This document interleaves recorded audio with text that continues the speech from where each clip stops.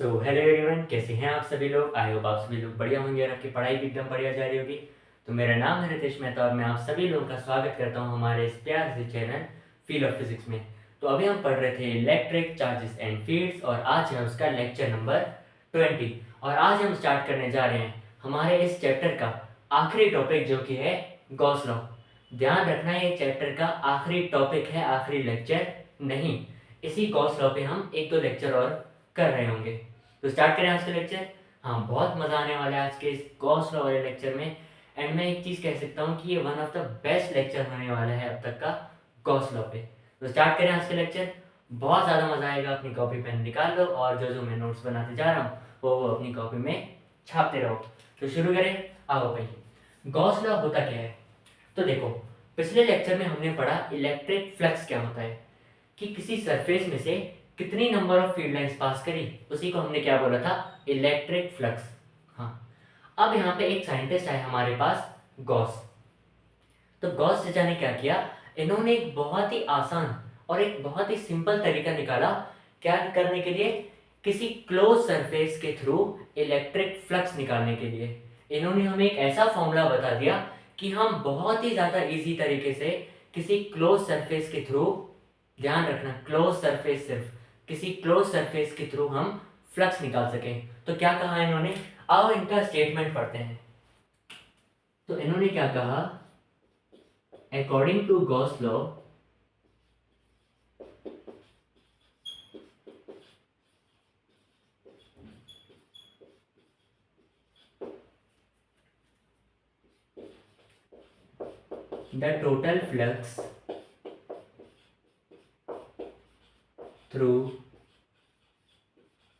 the total flux through any closed surface। अब ये law दिया किसने, गॉस ने। तो जो क्लोज सरफेस यहाँ पे यूज होता था ना, इसी क्लोज सरफेस का एक और नाम है क्या, गॉसियन सरफेस। ये सिर्फ एक नाम है, ठीक है। इसके बारे में हम और थोड़ा सा अगले लेक्चर में पढ़ रहे होंगे। इस क्लोज सरफेस का नाम क्या है, Gaussian surface. According to Gauss law the total flux through any close surface is equal to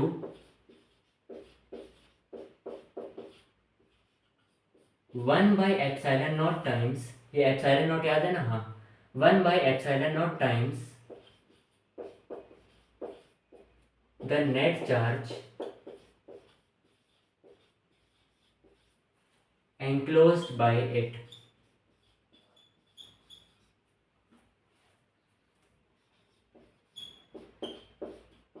बोले इस सबका मतलब क्या हुआ। अब फिर से स्टेटमेंट पढ़ो।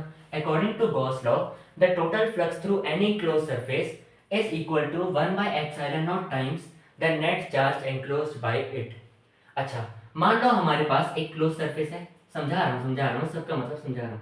मान लो हमारे पास एक क्लोज सरफेस है, स्फीयर, कोई भी शेप मान सकते हैं, क्लोज सरफेस होना चाहिए, ठीक है।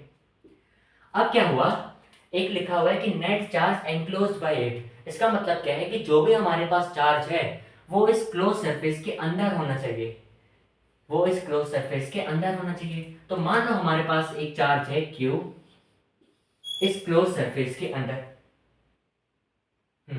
तो हमारे पास एक चार्ज है Q इस क्लोज सरफेस के अंदर। अब गॉस लॉ के हिसाब से जो फ्लक्स होगा वो क्या होगा, 1/ε0 times the charge enclosed by it. मतलब 1/ε0 टाइम्स मतलब multiply the charge enclosed by it, मतलब जो चार्ज इस क्लोज सरफेस के अंदर है उससे हम 1/ε0 टाइम्स को मल्टीप्लाई करेंगे, ठीक है। तो हमारे पास फ्लक्स कितना आ जाएगा, Q/ε0 एंड यही क्या है हमारा गॉस लॉ का फॉर्मूला। गॉस लॉ ने क्या बोला, गॉस चचा ने क्या बोला कि हमारे पास जो भी फ्लक्स आएगा वो क्या होगा, Q/ε0। Q क्या है, वो चार्ज जो कि इस क्लोज सरफेस के अंदर है। ये चीज बहुत ज्यादा इंपॉर्टेंट है कि ये जो चार्ज है वो इस क्लोज सरफेस के अंदर होना चाहिए। एंड ε0 सभी को पता है, ये हम पहले पढ़ चुके हैं, बहुत बढ़िया। अच्छा, फ्लक्स का एक और फॉर्मूला क्या होता था, integration of E dot D A, अगर याद हो तो। फ्लक्स का एक और फॉर्मूला क्या होता था, integration of E dot D A. हाँ, अभी यहाँ पे हम किस चीज के बारे में पढ़ रहे हैं, अभी यहाँ पे गॉस लॉ के अंदर हम सिर्फ क्लोज सरफेस के बारे में पढ़ रहे हैं, क्लोज सरफेस के बारे में। एंड इसी क्लोज सरफेस की जब बात आती है तो यहाँ पे जो इंटीग्रेशन होता है ना, उसका साइन कुछ ऐसा हो जाता है ना, उस इंटीग्रेशन का साइन कुछ ऐसा हो जाता है। बोले ऐसा क्यों? इसका मतलब ये है कि हम जो भी इंटीग्रेशन करेंगे वो हम एक क्लोज सरफेस के लिए करेंगे। तो इसका कुछ खास मतलब ये नहीं है कि कुछ अलग हो जाएगा इंटीग्रेशन, नहीं, सब कुछ वैसा ही रहेगा। बट इसका मतलब ये है कि हम जो भी इंटीग्रेशन करेंगे वो किसी क्लोज सरफेस के लिए कर रहे होंगे। इतना आया? तो ये है हमारे पास क्या, गॉस लॉ का फॉर्मूला। क्या इतना आया? क्या इतना आया? इतना आया? हाँ ना? हाँ, बहुत बढ़िया। अच्छा, एप्सिलॉन नॉट क्या होता है? इसकी वैल्यू याद है, 8.85 इंटू 10⁻⁻12 कूलम स्क्वायर पर न्यूटन मीटर स्क्वायर। याद है? हाँ, बहुत बढ़िया। अब Q क्या है? ये Q क्या है? इसको क्यू इन बोल देता हूँ। क्यू इन मतलब एनक्लोज चार्ज, वो चार्ज जो कि क्लोज सरफेस के अंदर है, वो चार्ज जो कि क्लोज सरफेस के अंदर है। एंड इसका मतलब क्या है, इस साइन का मतलब क्या है? इसका मतलब ये है कि हम इंटीग्रेशन किस में करेंगे, इंटीग्रेशन फॉर क्लोज सरफेस।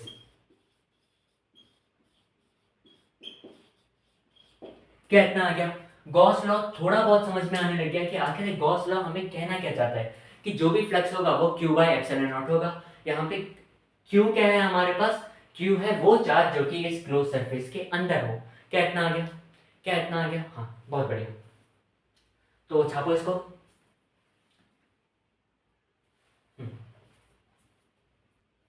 अच्छा, अब कुछ कुछ लोगों को कुछ कंफ्यूजन होगी। पिछले लेक्चर में हमने पढ़ा था कि क्लोज सरफेस के थ्रू जो टोटल फ्लक्स होता है वो जीरो होता है। तो यहाँ पे ये कुछ फॉर्मूला कैसे आ गया? ऐसा नहीं होता था।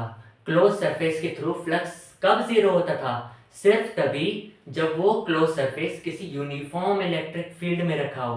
क्या यहाँ पे क्लोज सरफेस किसी इलेक्ट्रिक फील्ड में रखा हुआ है? नहीं। यहाँ पे हमने चार्ज के अंदर, ओ सॉरी, यहाँ पे हमने किसी सरफेस के अंदर कोई चार्ज रख दिया। यहाँ पे हमने किसी सरफेस के अंदर कुछ चार्ज रख दिया। देखो ये चार्ज रखा हुआ है, इस चार्ज में से इलेक्ट्रिक फील्ड निकलेगी। तो ये इलेक्ट्रिक फील्ड इस सरफेस को पास करेगी ना। अब जब इलेक्ट्रिक फील्ड किसी सरफेस को पास करेगी, number of field lines pass करेगी, तो यहाँ से फ्लक्स आएगा। एंड वो कितना फ्लक्स आएगा? बोले इतना फ्लक्स आएगा। तो यहाँ पे ये नहीं बताना कि फ्लक्स जीरो हो जाएगा, जहां पे क्लोज सरफेस देगा फ्लक्स जीरो मार देना। वो सिर्फ तभी होता था जब ये सरफेस किसी यूनिफॉर्म इलेक्ट्रिक फील्ड में रखा हो। ठीक है? हाँ, अब छापो इसको। छाप दिया? मिटा दूं? Okay okay okay.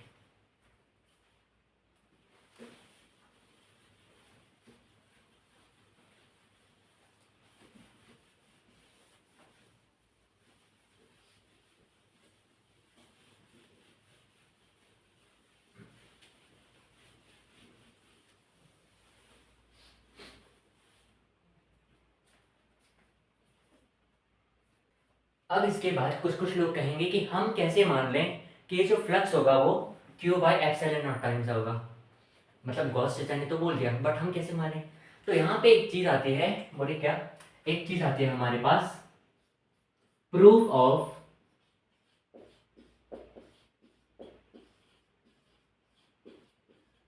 Gauss law. Proof of Gauss law.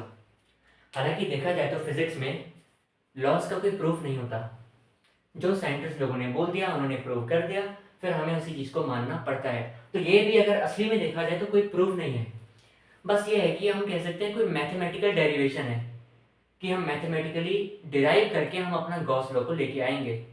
ठीक है? बाकी लॉस का कोई भी प्रूफ नहीं होता। तो गॉस चाहे जो चीज़ बोलती है हमें वो चीज़ माननी पड़ेगी। बट फिर भी मैं यहाँ पे एक मैथमेटिकल डेरिवेशन टाइप करके दिखा दूंगा। ओके, ठीक है। तो क्या आएगा प्रूफ ऑफ गॉस लॉ में? मान लो हमारे पास, क्या करें क्या करें क्या करें, कहाँ बनाए? यहाँ बनाए, वहाँ बनाए,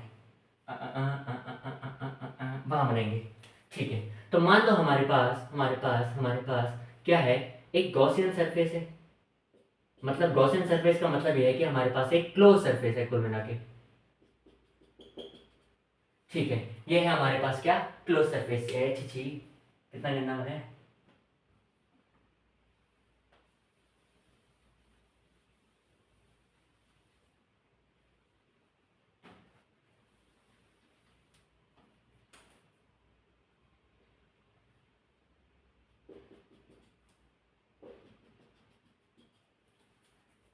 अब थोड़ा ठीक है। तो मान लो हमारे पास एक क्लोज सरफेस है, बहुत बढ़िया। अब इस क्लोज सरफेस के अंदर मैंने क्या रख दिया, कोई चार्ज रख दिया क्यू। एकदम इसके सेंटर पे मैंने चार्ज रख दिया क्यू। हालांकि जरूरी नहीं है सेंटर पे हो, बट बट क्योंकि हमें यहाँ पे थोड़ा इंटीग्रेशन वगैरह करना पड़ेगा। एंड इंटीग्रेशन करने के लिए हमें क्या चाहिए, सिमेट्री चाहिए।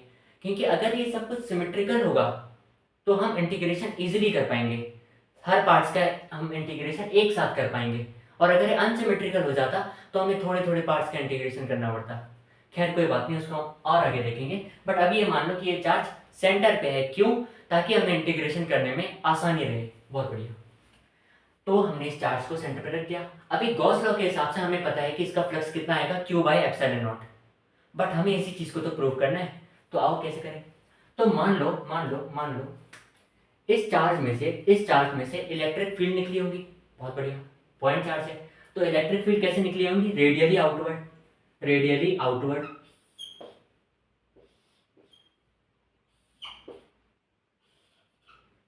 है ना, ऐसे इलेक्ट्रिक फील्ड निकली होंगी।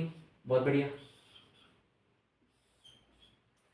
अब अगर मैं इस पूरे बाहर वाले स्फीयर में से, बाहर क्या है, एक क्लोज सरफेस है, कैसी शेप का, एक स्फीयर की शेप का।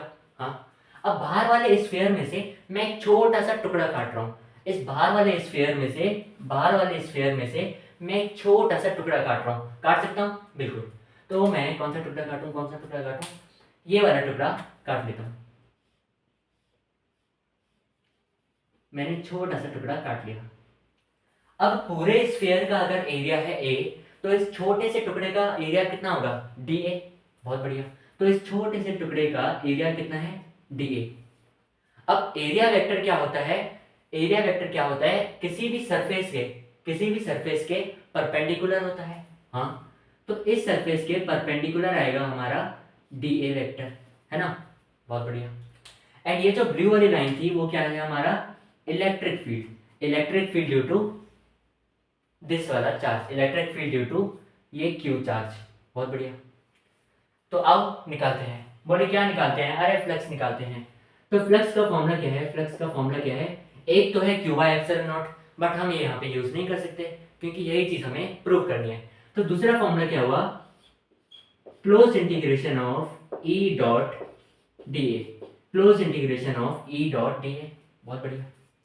अब यहाँ पे एक चीज देखना, ये है क्यू चार्ज सेंटर पे, एंड इलेक्ट्रिक फील्ड निकालनी है मुझे यहाँ पे, इस पॉइंट पे, इस पॉइंट पे। तो क्या ये वाला इस स्फीयर का रेडियस है, क्या ये डिस्टेंस इस स्फीयर का रेडियस है सेंटर से लेके यहाँ तक। हाँ, ये तो रेडियस हो गया। तो यहाँ पे इलेक्ट्रिक फील्ड कितनी आएगी, E is equals to K Q by R square. E is equals to K Q by R square. हाँ, क्योंकि आर डिस्टेंस दूर हमें इलेक्ट्रिक फील्ड निकालनी है। बहुत बढ़िया। अच्छा, के क्या होता था, के होता था 1/4 pi epsilon naught Q by R square. इतना आया। हाँ, तो फ्लक्स हमारा कितना आएगा, क्लोज इंटीग्रेशन ऑफ ई की वैल्यू यहाँ पे रख देंगे, ई की वैल्यू हम यहाँ पे रख देंगे 1/4 pi epsilon naught Q by R square. या एक और काम करो, एक और काम करो, यहाँ पे लिखो, यहाँ पे लिखो E D A cos 0 degree, E D A cos 0 degree. बोले cos 0 डिग्री क्यों किया, देखो ई डॉट डी ए लिखा हुआ है, जब कोई चीज डॉट प्रोडक्ट में होती है तो मैं इसको कैसे लिख सकता हूँ, E D A cos theta. हाँ, अब देखना ई भी उसी तरफ है, डी ए भी उसी तरफ है, तो थीटा कितना हो गया, 0 डिग्री। तो यहाँ पे मैंने cos 0 लिख दिया। अब cos 0 कितना होता है, 1। तो यहाँ पे 1 को मैं क्या ही मल्टीप्लाई करूँ, तो यहाँ पे डी ए ऐसे आ गया, इतना आया। हाँ,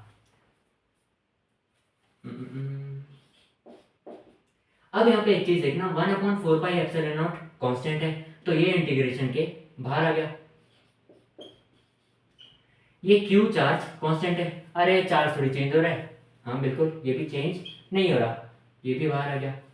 अब देखना ये आर डिस्टेंस, क्या ये डिस्टेंस आर ये भी कांस्टेंट है? हाँ, क्योंकि हम इलेक्ट्रिक फील्ड जो निकाल रहे हैं वो तो इसी पे निकाल रहे हैं। एंड मैंने क्या कहा था कि इसको हमें सेंटर पे रखना है, तो उसका रीजन क्या था, अगर ये चार्ज सेंटर पे हुआ तो चाहे मैं किसी भी पॉइंट पे इलेक्ट्रिक फील्ड निकालूं, चाहे यहाँ पे निकालूं, चाहे यहाँ पे निकालूं, चाहे यहाँ पे निकालूं, सबका डिस्टेंस ये आर रेडियस ही होगा। हाँ, इसी वजह से मैंने इस चार्ज को सेंटर पे रखवाया था, ताकि इंटीग्रेशन करने में मुझे आसानी रहे। इतना आ गया, फील आई कि आखिर मैंने इसको सेंटर पे क्यों रखवाया, ताकि मैं जिस भी पॉइंट पे इलेक्ट्रिक फील्ड निकालूं, चाहे यहाँ, चाहे यहाँ, चाहे यहाँ, चाहे यहाँ, वो सभी का डिस्टेंस इसके आर रेडियस के बराबर हो। तो क्या आर यहाँ पे मेरा कांस्टेंट हो गया रेडियस के बराबर? हाँ, तो ये आर भी बाहर आ जाएगा। अंदर क्या बचा, अंदर क्या बचा, अंदर बचा close integration of D A, close integration of D A. अच्छा, डी ए क्या था, छोटा सा एरिया। अगर इस पूरे को इंटीग्रेट करना है तो डी ए क्या बन जाएगा, ए। डी ए क्या बन जाएगा, ए। बहुत बढ़िया।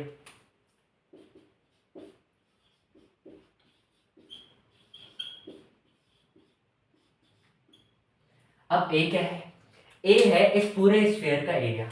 एक स्फीयर है हमारे पास एंड उसके बाहर का एरिया, सरफेस एरिया, एक स्फीयर का कर्व सरफेस एरिया, वो कितना होगा, वो कितना होगा 4πr²। यही होता है एक स्फीयर का कर्व सरफेस एरिया। तो इसको मैं यहाँ पे पुट कर दूंगा 1/4πε0 Q/r² इनटू एरिया कितना है 4πr²। 4π कटा, r² कटा, बचा क्या Q/ε0। तो हमारे पास क्या आ गया, फ्लक्स कितना आ गया Q/ε0। फ्लक्स हमारे पास क्या आ गया Q/ε0। क्या यही चीज कही थी गॉस ने, क्या गॉस ने यही चीज कही थी? हाँ, तो ये चीज हमारे पास एक मैथमेटिकल डेरिवेशन आ गई किसकी, गॉस लॉ की। आ गया इतना? बहुत बढ़िया, बहुत बढ़िया। तो छापो इतना, उसके बाद हम गॉस लॉ की कुछ इंपॉर्टेंट चीजें देखेंगे। मिटा दूं इसको, ओके।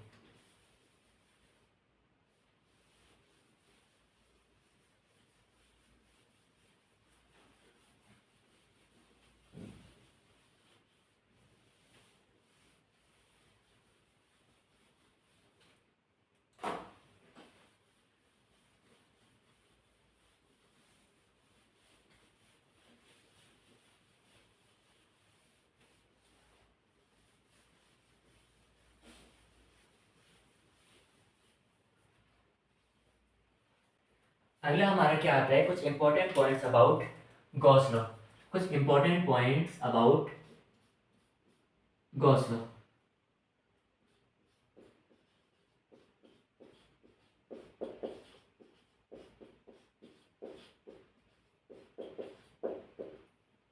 पहला पॉइंट हमारे पास क्या है,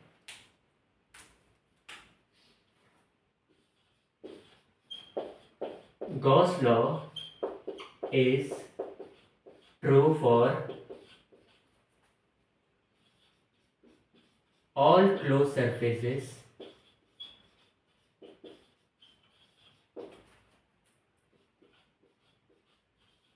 irrespective of their shape or size. Gauss law is true for all closed surfaces irrespective of their shape or size. मतलब क्लोज सरफेस चाहे जैसा भी हो, गॉस लॉ सिर्फ किस पे डिपेंड करेगा, सिर्फ और सिर्फ यही कि वो क्लोज सरफेस होना चाहिए। बाकी उसका शेप कैसा है, उसका साइज कैसा है, इस सब चीजों पे गॉस लॉ का कुछ भी फर्क नहीं पड़ता। Gauss law is true for all close surfaces irrespective of their shape और साइज। अब ये गॉस लॉ डिपेंड किस पे करेगा, it just depends on, it just depends on, it just depends on the charge enclosed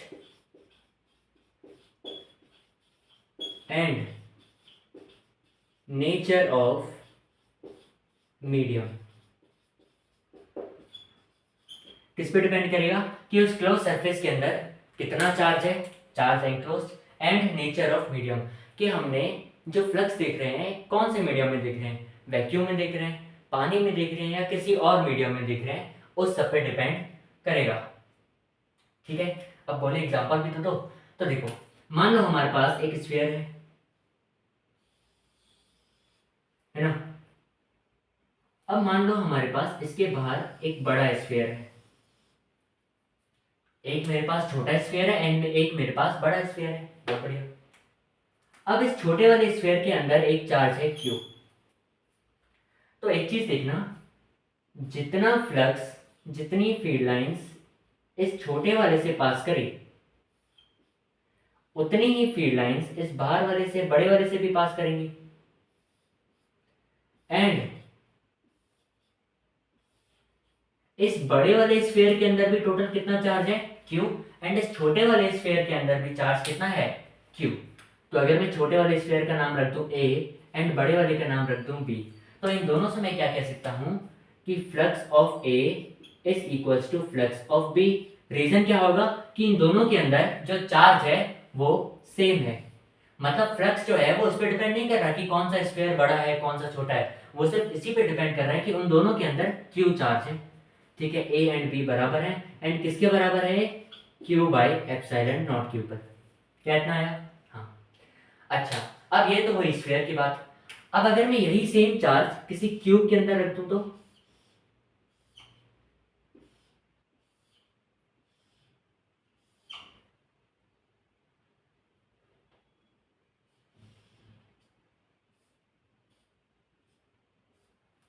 ये है मेरे पास एक क्यूब, ये है मेरे पास एक क्यूब। अभी मैं इसी क्यूब के अंदर यही सेम चार्ज रख दूं क्यूब, तो क्या होगा? एंड अगर एक और क्लोज सरफेस बताओ, एक और क्लोज सरफेस बताओ, सिलेंडर। तो ये है एक सिलेंडर। ठीक है, अब इसी सिलेंडर के अंदर, इसी एक और क्लोज सरफेस के अंदर मैंने सेम चार्ज क्यू रखा हुआ है, सेम चार्ज क्यू रखा हुआ है।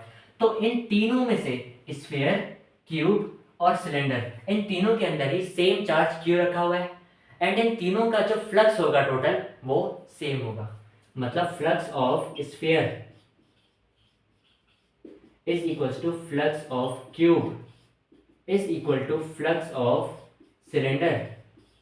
इन तीनों का फ्लक्स किसके बराबर होगा, क्यू बाई एप्सिलॉन नॉट के, क्यू बाई एप्सिलॉन नॉट के। क्या इतना आया? क्या इतना आया ना। इसका मतलब फ्लक्स क्या करता है, ना तो शेप पे डिपेंड करता है ना तो साइज पे डिपेंड करता है, वो किस पे डिपेंड करता है कि क्लोज सरफेस के अंदर कितना चार्ज है, और अगर वो चार्ज सेम है तो सभी का फ्लक्स भी सेम होगा। क्या इतना आया?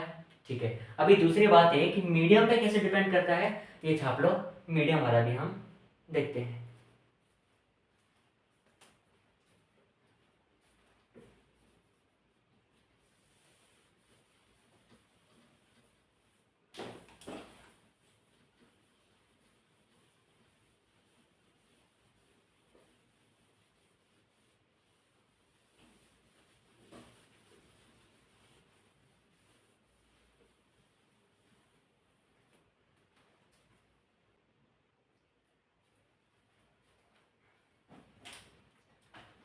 अगला पॉइंट क्या है, अगला पॉइंट क्या है, सेकंड पॉइंट मीडियम वाला। ठीक है, how flux depends on medium.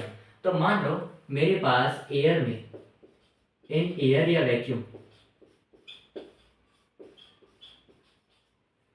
मेरे पास फ्लक्स है कुछ, phi air is equals to Q by epsilon not.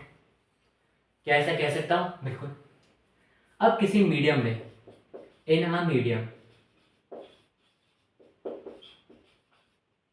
जो मेरे पास फ्लक्स है फाई मीडियम, वो कितना है, क्यू बाई एप्सिलॉन एम। क्योंकि किसी मीडियम में ये जो एप्सिलॉन नॉट होता है वो किस में बदल जाता है, एप्सिलॉन एम में। ठीक है, एंड एप्सिलॉन एम खुद किसके बराबर होता है, के एप्सिलॉन नॉट के। अब बोले के क्या होता है, ये के होता है डाइलेक्ट्रिक कांस्टेंट।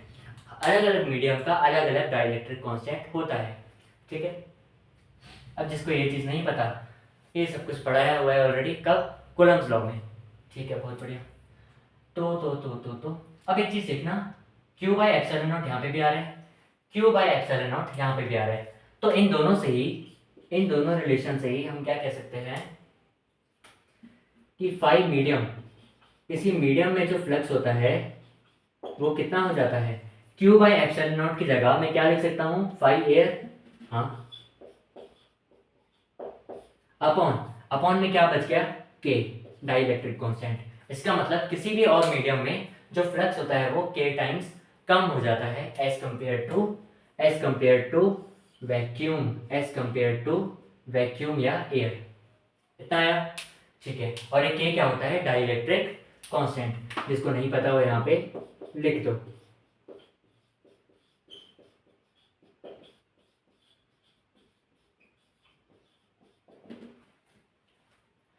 अच्छा, थर्ड पॉइंट क्या हुआ, थर्ड पॉइंट क्या होगा,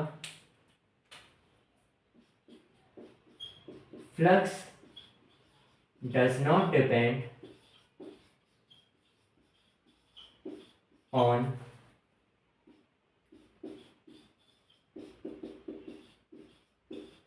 location of charge, flux does not depend on location of charge. बोले इसका मतलब क्या, मान लो मेरे पास एक स्फीयर है एंड मान लो मेरे पास एक और स्फीयर है। पहले वाले स्फीयर में जो चार्ज है वो एकदम सेंटर पे है, क्यू एकदम सेंटर पे है, एंड दूसरा वाला जो स्फीयर है उसमें चार्ज यहाँ पे है दोनों में ही चार्ज स्फीयर के अंदर। एंड क्योंकि हम गॉस लॉ पढ़ रहे हैं तो ये चार्ज स्फीयर के अंदर होना भी चाहिए, क्योंकि गॉस लॉ किसके लिए है, जब चार्ज किसी क्लोज सरफेस के अंदर हो। तो यहाँ पे जो does not depend on location of charge का मतलब क्या है कि क्लोज सरफेस के अंदर डिपेंड नहीं करता कि इसकी लोकेशन क्या है, वो सेंटर में भी हो सकता है, कोने में भी हो सकता है, या कहीं पे भी हो सकता है, बट एक कंडीशन है कि वो इस क्लोज सरफेस के अंदर होना चाहिए। ठीक है, तो इन दोनों की वजह से, इन दोनों की वजह से जो फ्लक्स होगा, इन दोनों की वजह से जो फ्लक्स होगा वो कितना होगा, क्यू बाई एप्सिलॉन नॉट। इन दोनों ही की वजह से ही जो फ्लक्स होगा वो कितना होगा, क्यू बाई एप्सिलॉन नॉट। ठीक है, flux will be equal for both. बोले इक्वल क्यों हुआ, क्योंकि क्योंकि क्योंकि इन दोनों ही कंडीशन में जो एनक्लोज चार्ज है वो कितना है, क्यू, तो बस फ्लक्स भी कितना आएगा, क्यू। तो flux does not depend on location of charge. बहुत बढ़िया, छापो इसको। हो गया, मिटा दूं? ओके।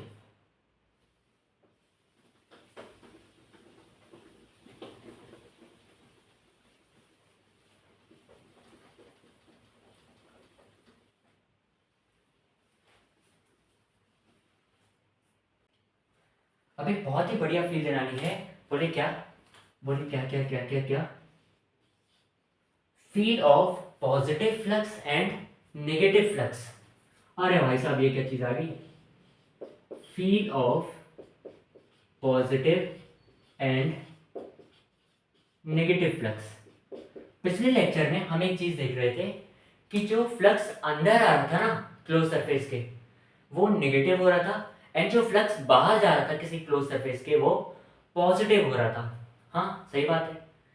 इसका मतलब अगर फ्लक्स अंदर की तरफ आए तो वो नेगेटिव होगा, एंड अगर फ्लक्स बाहर की तरफ जाए तो वो पॉजिटिव होगा। हाँ, बट यहाँ पे गॉस लॉ के हिसाब से पॉजिटिव एंड नेगेटिव फ्लक्स हम कैसे बताएंगे? तो एक बहुत इंपॉर्टेंट चीज है कि अगर पॉजिटिव चार्ज हुआ किसी क्लोज सरफेस के अंदर तो फ्लक्स पॉजिटिव आएगा, एंड अगर नेगेटिव चार्ज हुआ तो फ्लक्स नेगेटिव आएगा। बस इतना सिंपल। हाँ, अब देखो इस चीज की मैं फील क्या कहना चाह रहा हूँ, दोनों तरीकों से प्रूव करके दिखा दूंगा कि आखिर पॉजिटिव फ्लक्स की एंड नेगेटिव फ्लक्स की फील आ जाएगी। तो मान लो मेरे पास एक स्फीयर है, बहुत बढ़िया। तो मेरे पास क्या है, मेरे पास क्या है, मेरे पास क्या है, एक एक एक एक एक एक स्फीयर है, एंड मैंने इस स्फीयर के सेंटर पे एक चार्ज रख दिया है प्लस क्यू। अब इस प्लस क्यू की वजह से जो फील्ड लाइंस होंगे वो बाहर जाएंगी। हाँ,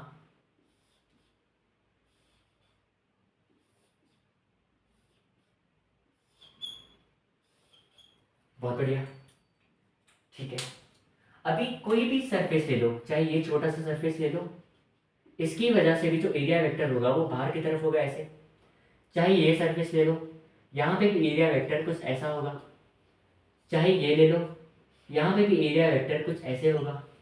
अब ये ले लो, यहाँ पे भी एरिया वेक्टर कुछ बाहर की तरफ होगा ऐसे। हाँ, बात तो सही है। चाहे ये ले लो, यहाँ पे भी एरिया वेक्टर बाहर की तरफ होगा ऐसे। मतलब सभी केसेस में electric field and area vector की डायरेक्शन सेम है ना? दिख रहा है? सभी केसेस में electric field and area vector की डायरेक्शन सेम है।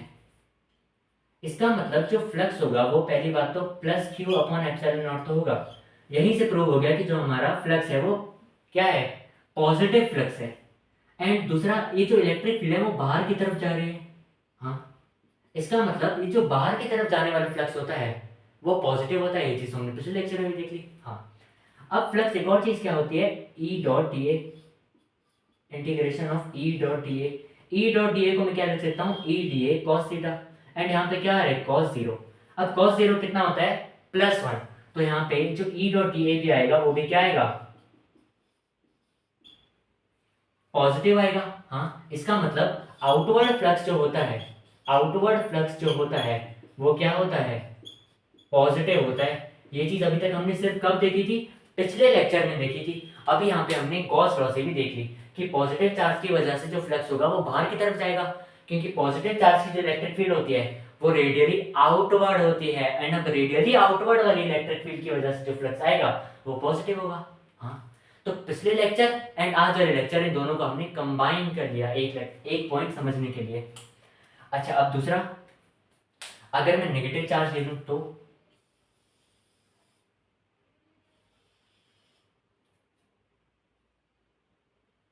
अब अगर मैं नेगेटिव चार्ज ले लूं तो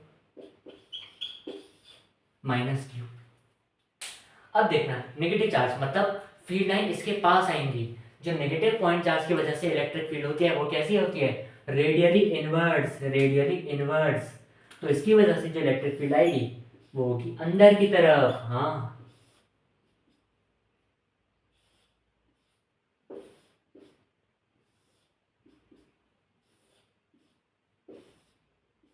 ऐसा ही होगा। हाँ, अभी यहाँ पे कोई भी एरिया वेक्टर ले लो। अरे भाई ये छोटा सा ले लो, इसकी वजह से डी ए बाहर होगा, इसकी वजह से डी ए ये भी बाहर होगा।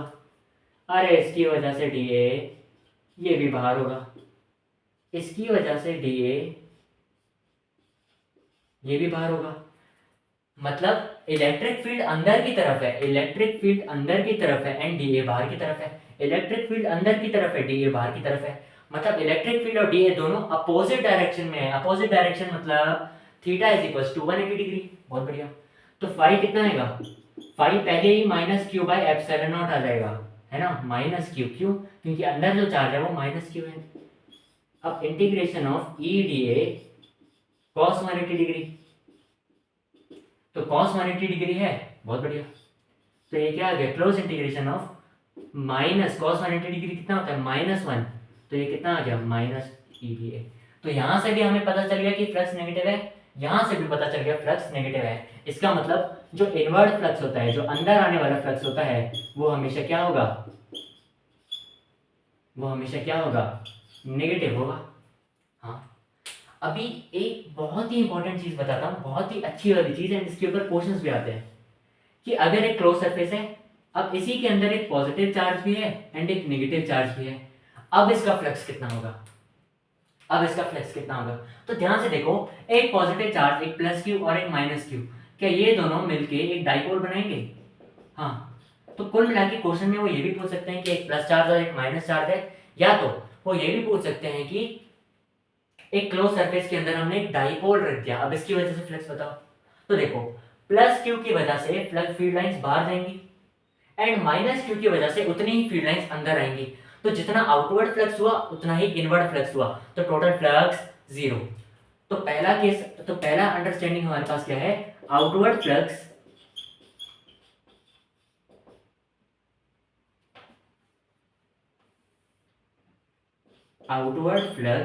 Is equal to inward flux. ये दोनों एक दूसरे को कैंसिल कर देंगे तो हमारे पास नेट फ्लक्स 0 आ जाएगा। या तो दूसरा हमारे पास क्या है सॉल्यूशन इसका कि अंदर टोटल चार्ज कितना है, एंक्लोज चार्ज, एक है प्लस क्यू, दूसरा है माइनस क्यू। अरे ये दोनों तो कैंसिल हो गए, टोटल चार्ज इनसाइड तो 0 आ गया। अब जब टोटल चार्ज इनसाइड ही 0 है तो फ्लक्स कितना होगा वो भी 0 आ जाएगा। तो ये दोनों ही इसके सॉल्यूशन हो गए। तो क्या फील आई, पॉजिटिव चार्ज है तो फ्लक्स पॉजिटिव होगा, बाहर की तरफ होगा, नेगेटिव चार्ज है तो फ्लक्स नेगेटिव होगा, अंदर की तरफ होगा। अब अगर दोनों आ गए, एक डाइपोल बन गया, मतलब नेट चार्ज 0 हो गया अंदर एंड नेट फ्लक्स भी अंदर 0 हो जाएगा। क्या समझ में आया, क्या फील आ गई? अरे अभी रुको जरा, फील अभी बहुत बाकी है। इस गॉस लॉ की पूरी फील ले लेंगे आज, मजा आ जाएगा। हो गया।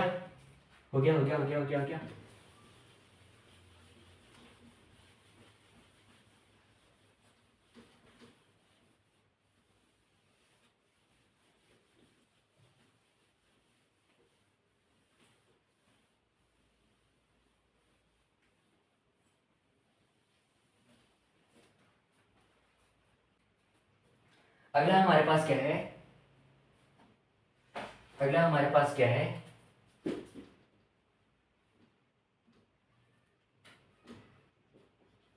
Fifth point. ये क्या है, स्पेशल आरएम फील्ड। अरे भाई आरएम फील्ड, ओए वे। तो आरएम फील्ड ठीक है। आरएम फील्ड का मतलब क्या है, मान लो, मतलब बहुत ही अच्छी फील्ड दिलाने वाला हूँ जिससे काफ़ी सारे क्वेश्चन भी हो जाएंगे एंड यहाँ से कुछ स्टेटमेंट बेस्ड क्वेश्चंस भी आ सकते हैं, ठीक है। तो मान लो बोले क्या मान लो, इसके अंदर 3 केसेस में डिस्कस करूंगा। पहला केस, एक स्फीयर है, बहुत बढ़िया, इसके अंदर 2 चार्जेस हैं, एक है Q1 एंड एक है Q2, बहुत बढ़िया। तो टोटल फ्लक्स कितना आएगा, टोटल फ्लक्स क्या होता है कि अंदर एंक्लोज कितना चार्ज है टोटल, है ना, अपॉन एप्सिलॉन नॉट। तो अंदर टोटल कितना चार्ज है, Q1 प्लस Q2, तो नेट फ्लक्स कितना आ जाएगा, Q1 प्लस Q2 बटे एप्सिलॉन नॉट। क्या कोई दिक्कत है ना, क्या कोई दिक्कत ना। अच्छा, ये तो हुआ केस 1। केस 2, एक और स्फीयर है,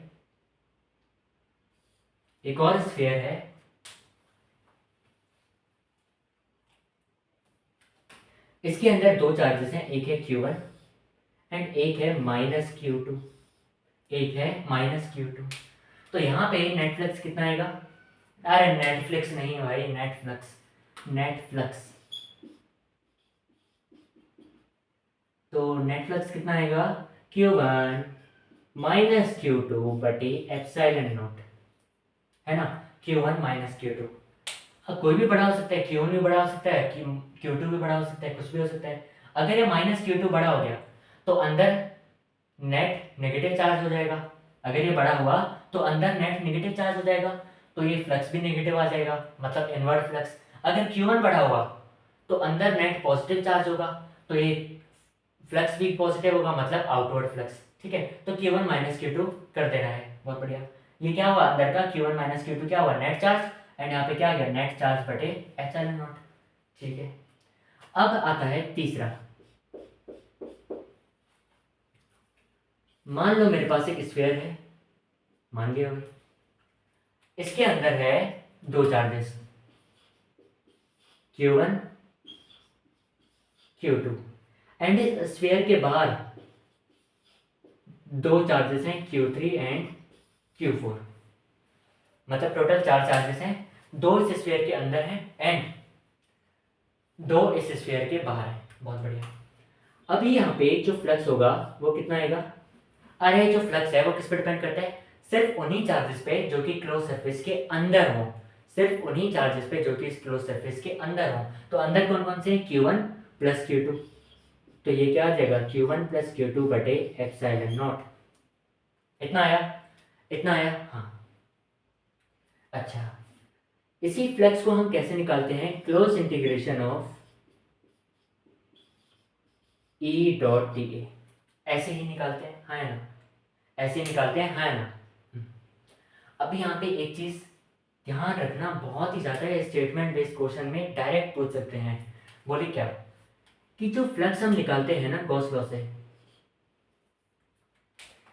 ये फ्लक्स निकालने में हम सिर्फ वही चार्जेस को लेते हैं जो कि इस स्फीयर के, जो कि क्लोज सरफेस के अंदर हो। ओनली चार्जेस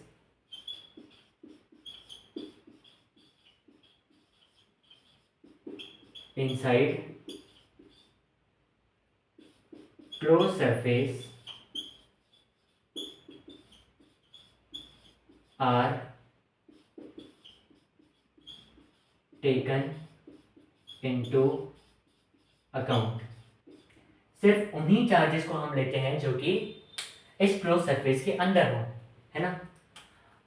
बट ये जो इलेक्ट्रिक फील्ड है, अब देखो यार, हमें तो अपना रास्ता आसान करना है, तो हम क्या करते हैं, फ्लक्स डायरेक्ट ऐसे निकालते हैं। बट अगर कोई ऐसा हो भाई साहब जिसको एकदम इंटीग्रेशन मस्त पसंद हो, तो वो क्या करेगा, यहाँ से निकालेगा फ्लक्स।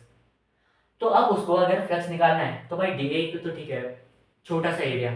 बट ये इलेक्ट्रिक फील्ड कौन सी इलेक्ट्रिक फील्ड है, ये electric field net electric field है ड्यू टू ऑल चार्जेस। ध्यान रखना, ये जो इलेक्ट्रिक फील्ड लिखी हुई है ना, ये मत कहना कि फ्लक्स सिर्फ अंदर वाले चार्जेस की वजह से है तो इलेक्ट्रिक फील्ड भी अंदर वाले चार्जेस की वजह से होगी ना।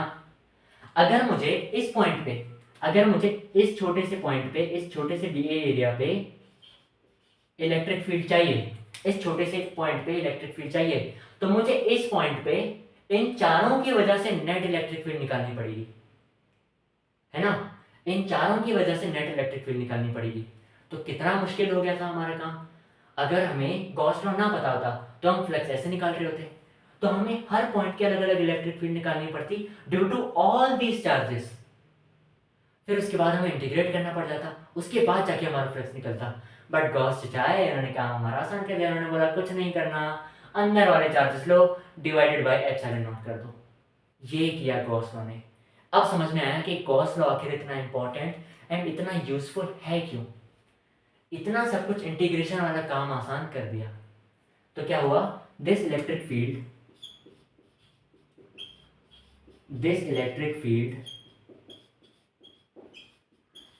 is due to all charges. ये इंपॉर्टेंट है, ऑल चार्जेस, चाहे वो अंदर हो चाहे वो बाहर हो, मतलब Q1 Q2 Q3 Q4, इन चारों की वजह से जो नेट इलेक्ट्रिक फील्ड होगी किसी पॉइंट पे वो लेनी है, due to all charges at a point. क्या फील आ गई, क्या फील आ गई। तो स्टेटमेंट बेस्ड क्वेश्चंस में ये चीज पूछ सकते हैं ट्रू और फॉल्स में, कि भाई गॉस लॉ में जो हम चार्ज लेते हैं वो सिर्फ अंदर वाला लेते हैं, एंड जो इलेक्ट्रिक फील्ड लेते हैं वो सभी चार्जेस की लेते हैं। तो बस इस चीज का क्या ज्ञान है, ट्रू। अब कई बार कैसे फंसाते हैं कि इलेक्ट्रिक फील्ड सिर्फ उन्हीं चार्जेस की लेते हैं जो कि अंदर हो ना, तो ये चीज तो गलत हो गई। तो ये चीज स्टेटमेंट बेस्ड क्वेश्चन में पूछ सकता है। क्या फील आ गई, क्या फील आ गई, है ना। बहुत बढ़िया, बहुत बढ़िया, बहुत बढ़िया। तो इलेक्ट्रिक फील्ड किस पे, ओए ओए ओए ओए ओए। अब अच्छा, एक और काम, एक और काम, एक और काम। अगर मैं यहाँ से Q3 गायब कर दूं तो क्या फ्लक्स चेंज होगा, बोले नहीं, फ्लक्स तो Q1 और Q2 पे डिपेंड करता है। बट क्या इलेक्ट्रिक फील्ड चेंज होगी इस पॉइंट पे, बोले हाँ चेंज होगी। क्यों, क्योंकि Q3 हट गया। इलेक्ट्रिक फील्ड तो चारों चार्जेस पे डिपेंड कर रही थी ना, अब एक चार्ज हट गया तो इलेक्ट्रिक फील्ड बदल गई होगी, इलेक्ट्रिक फील्ड बदल गई होगी। अब सोचो कितना, मतलब कितना ज्यादा प्यारा कंसेप्ट है कि इलेक्ट्रिक फील्ड बदल गई बट फिर भी ये फ्लक्स चेंज नहीं हुआ, तब भी इंटीग्रेट वगैरह करके सेम चीज आई। कितनी प्यारी चीज रही होगी ये, कितनी ज्यादा सिमेट्रिकल चीज, कितनी अच्छी चीज।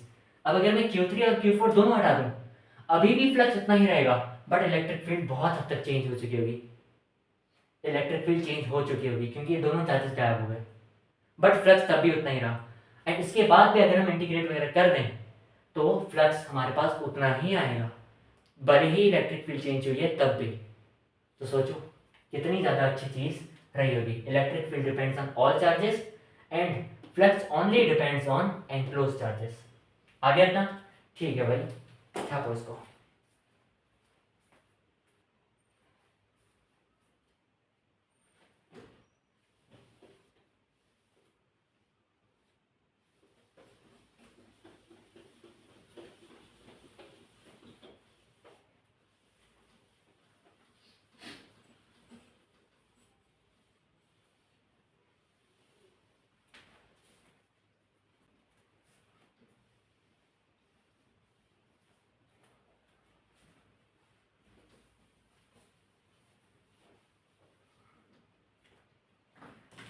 तो एक क्वेश्चन करे। बहुत बढ़िया, आओ भाई आओ। क्वेश्चन क्या है हमारे पास? हमारे पास एक क्यूब है। आ रहा है भाई, एक क्यूब है, ठीक है।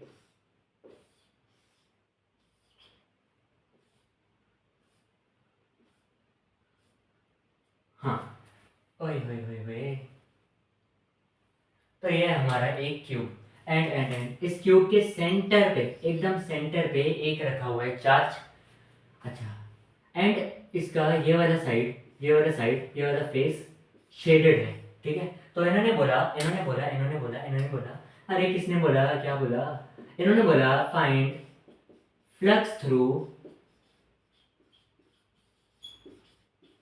Shaded area. अरे भाई ये कैसे निकाले? हमें तो फ्लक्स सिर्फ और सिर्फ किसी क्लोज सरफेस का पता है, ये एक शेडेड एरिया का हम कैसे निकाल दें? अरे भाई रुको यार, देखते हैं। देखो, इस पूरे क्लोज सरफेस का, इस पूरे क्यूब का जो फ्लक्स होगा वो सभी को पता है कितना होगा, क्यू बाय एप्सिलॉन नॉट।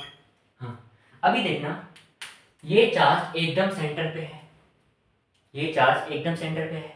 इसका मतलब यहां से जो भी फ्लक्स निकलेगा, जहां से जो भी फील्ड लाइंस निकलेंगी, वो सभी फेसेस की तरफ इक्वली जाएंगी।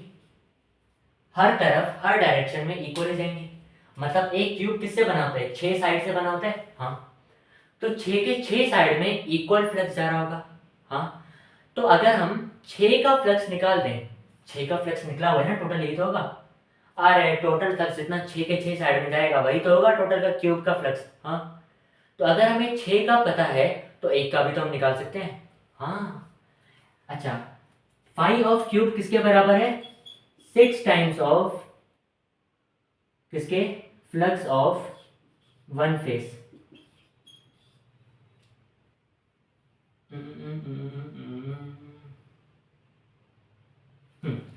एक फेस, ये जो है ना, ये होता है एक face, 2 face, 3 face, 4 face, 5 face, 6 face. तो एक जो क्यूब होता है वो 6 फेसेस से बना होता है। हाँ, तो अगर हमें टोटल क्यूब का पता चल गया फ्लक्स, तो वो किसके बराबर होगा? 6 गुना of flux of one face, ठीक है। मतलब हर फेस पे इक्वल फ्लक्स आएगा, ठीक है। तो अगर मैं सिर्फ एक फेस की बात करूं तो वो कितना हो जाएगा? Q by 6 epsilon not. इतना आया। अगर 6 फेसेस पे इतना फ्लक्स जा रहा है तो एक फेसेस पे कितना जाएगा? ये बटा 6, ये बटा 6, ठीक है। अच्छा, इसी क्वेश्चन का एक और पार्ट होता है कि if Q charge was present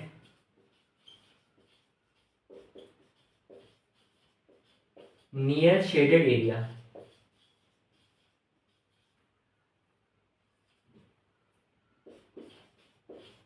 then its flux will be, would be आएगा ना, है ना? भाई साहब अंग्रेजी तो देखो इतनी, भाई साहब क्या ही कर सकते हैं, ठीक है। एक Q charge was present near shaded area, मतलब ये जो क्यू चार्ज है वो सेंटर पे नहीं है, अब वो शेडेड एरिया के पास पहुंच गया, तब फ्लक्स कितना होगा? आओ भाई फिगर बना ले। अरे आओ भाई फिगर बना लेते हैं।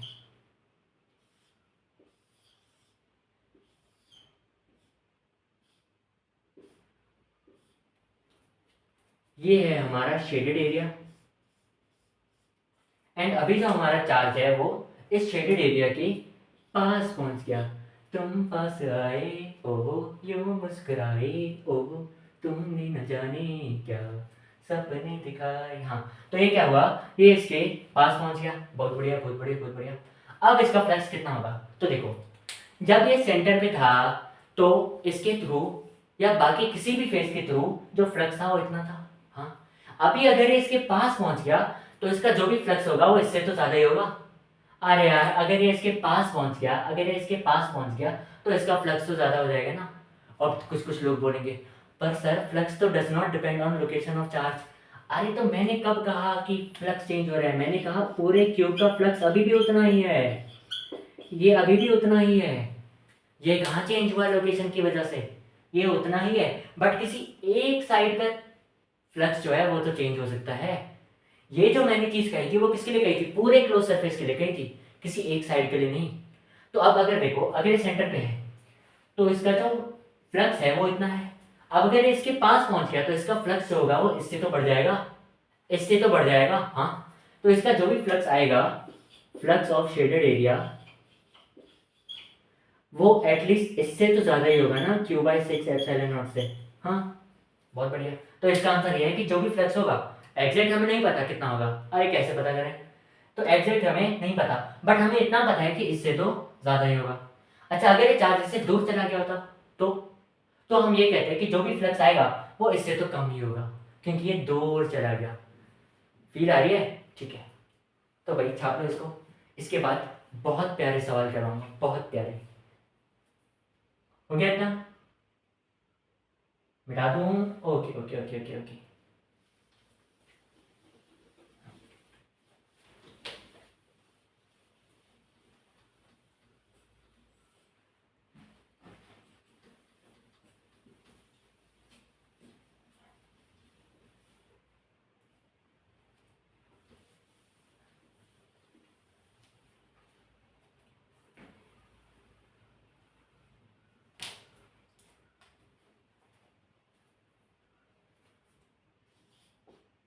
क्या है हमारे पास क्वेश्चन? हमारे पास एक क्यूब है, हमारे पास एक क्यूब है, फिर से क्यूब।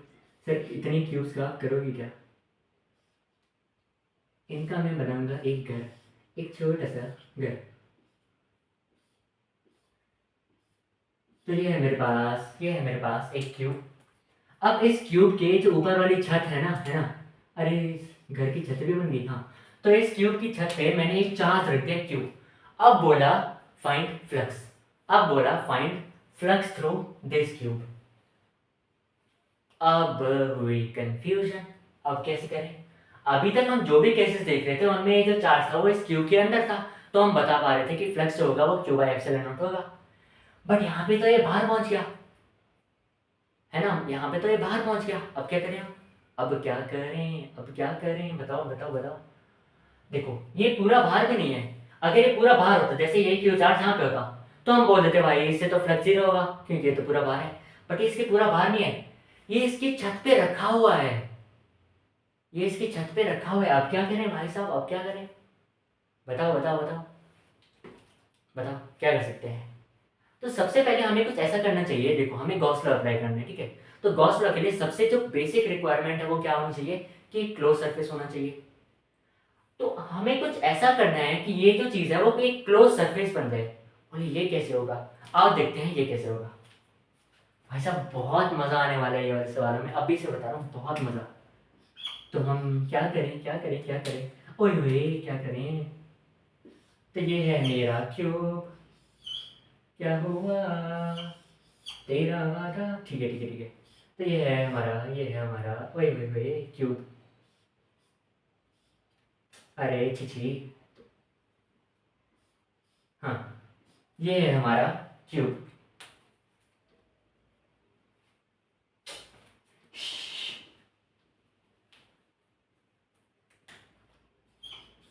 यहाँ पे रखा हुआ है चार्ज, इसकी छत पे रखा हुआ है चार्ज। अगर मैं इसी क्यूब के ऊपर एक और क्यूब रख दूं तो, ऐसा ही आइडेंटिकल क्यूब। बोले कैसे, कैसे रखोगे? ये है क्यूब एंड इसी के ऊपर मैंने रख दिया, मैंने रख दिया, मैंने रख दिया एक और क्यूब। ओए होए, वाह वाह वाह वाह वाह, क्या ड्राइंग है, ओए होए, आहा। तो ये क्यूब था, इसकी छत पे रखा हुआ था चार्ज, एंड अब मैंने क्या किया, इस क्यूब के ऊपर एक और क्यूब रख दिया।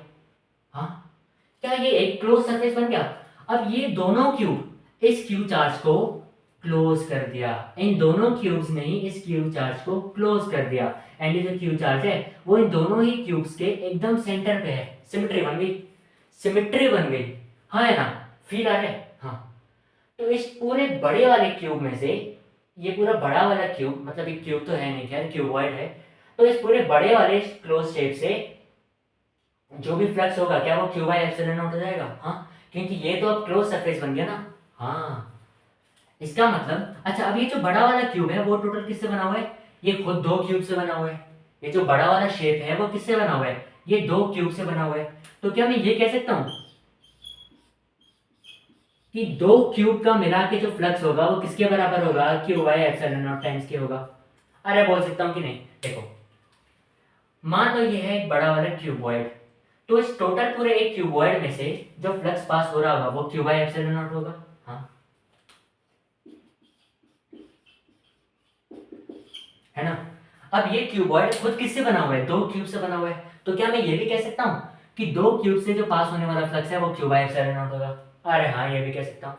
अच्छा, अगर दो क्यूब से पास जो फ्लक्स हो रहा है वो क्यू बाई एप्सिलॉन नॉट है, तो एक क्यूब से जो फ्लक्स पास होगा क्या वो Q by two epsilon not होगा। हाँ या ना। अरे हाँ बहुत बढ़िया, बहुत बढ़िया, बहुत बढ़िया, बहुत बढ़िया। बट ये चीज कब होगी, जब सिमेट्री बन रही हो। जब सिमेट्री बन रही हो, देखो अगर सिमेट्री बनेगी तभी तो मैं ये कह पाऊंगा ना कि जितना फ्लक्स ऊपर वाले से पास करा उतना ही फ्लक्स नीचे वाले से भी पास करा, है ना।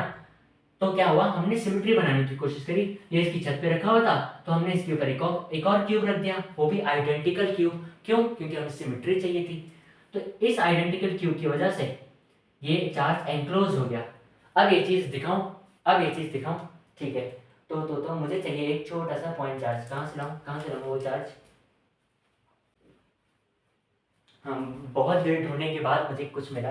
बोले क्या मिला, भाई साहब किसी बच्चे के चुरा के लाया हूँ ये मैं क्यूब्स, दिख रहा है ना, किसी बच्चे के चुरा के लाया हूँ ये क्यूब्स। चलो, और पॉइंट चार्ज के नाम पे मुझे क्या मिला, जी। तो चलो कोई बात नहीं, समझने की कोशिश करते हैं कि मान लो ये मेरे पास एक क्यूब है। हाँ, अब इस क्यूब की छत पे, इस क्यूब की छत पे, इस क्यूब की छत पे मैंने क्या रखा हुआ है, एक पॉइंट चार्ज रखा हुआ है। हाँ, बट यहाँ से मैं फ्लक्स कैसे निकालूं, क्योंकि मुझे फ्लक्स तभी निकालना आता है जब ये पॉइंट चार्ज इस क्यूब के अंदर हो। अब क्या करूं, तो मुझे एक क्लोज सरफेस बनाना चाहिए।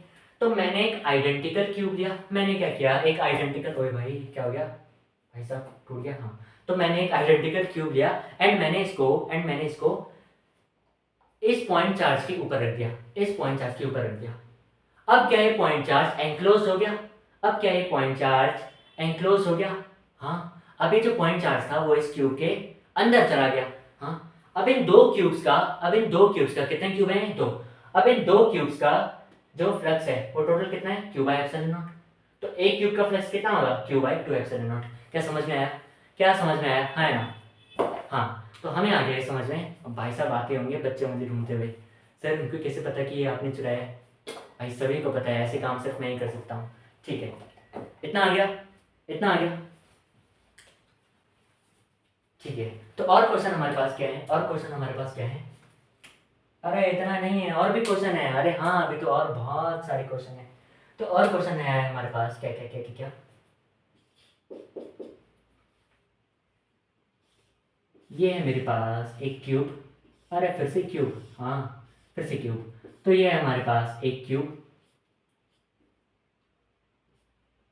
हम्म, अब मैंने क्या किया, इस क्यूब का ये वाला जो साइड है ना, ये वाला जो साइड है ना, यहाँ पे इस साइड के एकदम बीच में मैंने एक क्यू चार्ज रख दिया। अब मैंने बोला कि find flux through this cube. बोले अब क्या करें, अब कैसे निकालें बताओ भाई, कुछ तो आइडिया दो, क्या करें। तो यहाँ पे कह देखना, दो क्यूब काफी नहीं होंगे। बोले दो क्यूब काफी क्यों नहीं होंगे, देखो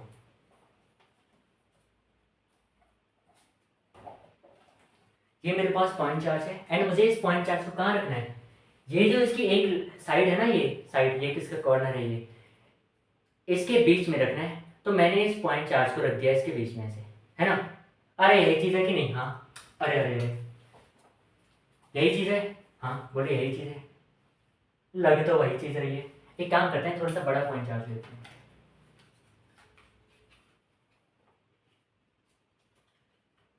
हाँ, थोड़ा सा बड़ा पॉइंट चार्ज मिल गया। इसको ऐसे रख दिया। हाँ, क्या यही चीज है, हाँ बोले हाँ, ऐसा है कुछ। अब अगर मैं दो क्यूब्स ले लूं, दो क्यूब्स, एक क्यूब को मैंने इसके साथ रख दिया, हाँ भाई रख दिया। बट क्या यहाँ पे, बट क्या यहाँ पे ये चार्ज एंक्लोज हुआ नहीं, थोड़ा सा एंक्लोज हो गया साइड से, बट ऊपर से अभी भी दिख रहा है चार्ज। तो अब क्या करें, हमें एक और क्यूब चाहिए होगा। आओ भाई लेके आ जाते हैं, क्यूब्स की कमी थोड़ी है भाई साहब, एकदम भारी भारी कम, मतलब भारी मात्रा में एकदम चोरी करके लाया हूं। तो मैंने एक और क्यूब लिया, एक और क्यूब लिया, है ना। तो मैंने क्या किया, एक और क्यूब को इसके ऊपर रख दिया। ओए ओए रुक जा रुक जा भाई साहब, कैसे पकड़ूं मैं इनको?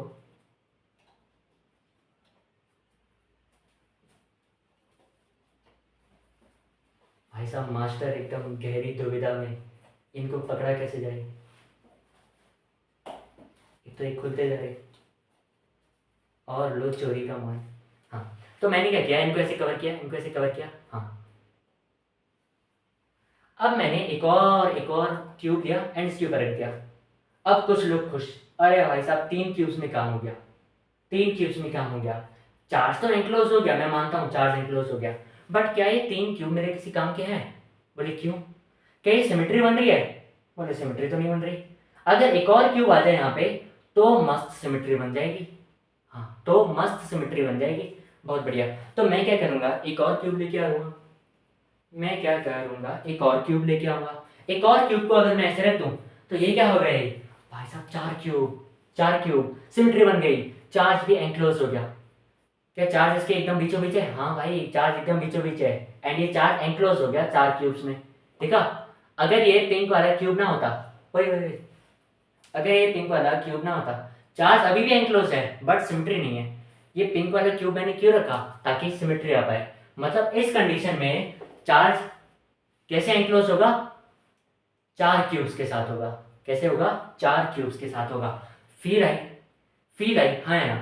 ठीक है ना? उस बच्चे का धन्यवाद जिसने मुझे ये दिया। ठीक है ठीक है ठीक है ठीक है ठीक है। तो हम क्या करेंगे, इस क्यूब चार्ज को 4 क्यूब्स की हेल्प से एंक्लोज करेंगे। आओ भैया, आज मैं तुम्हें अपनी कलाकारी दिखाता हूँ। देखो, सोच रहा हूँ एक आर्ट का चैनल भी स्टार्ट कर दूँ, सभी को पीछे कर दूँ अपनी कलाकारियों से। भाई साहब एक क्यूब बन नहीं रहा है, इनको कलाकारी करनी है। तो क्या हुआ, एक क्यूब, ये है दूसरा क्यूब,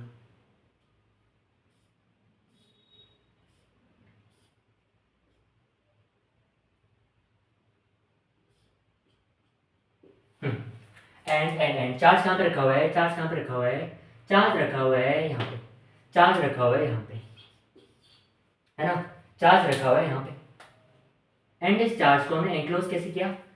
4 क्यूब्स के हेल्प से करा।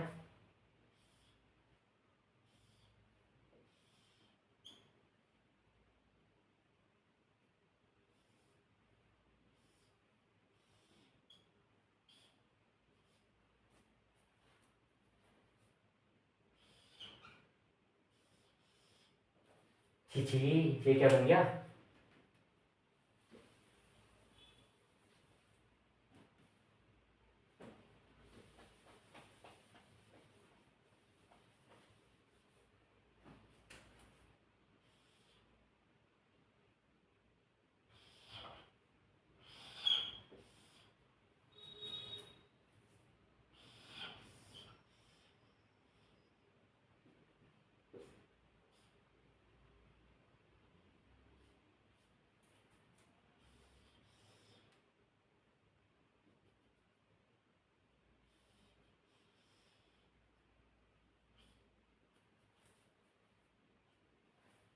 है ना? ये क्या हुआ, इन 4 क्यूब्स की वजह से, देख रहे हो भाई साहब कितनी बढ़िया कलाकारी बनी है। देखो, इन 4 क्यूब्स की हेल्प से ये वाला जो पॉइंट चार्ज था वो एंक्लोज हो गया, है ना?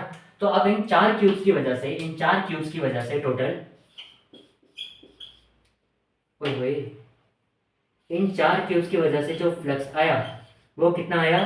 Q by epsilon naught. तो एक क्यूब की वजह से, एक क्यूब की वजह से जो फ्लक्स आएगा वो कितना आएगा? Q by 4 epsilon not. Feel I, feel I, feel I, हाँ या ना? फील आई, हाँ, बहुत बढ़िया। छापो इसको।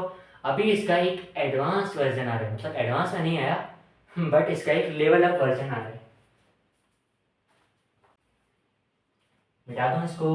Okay okay okay.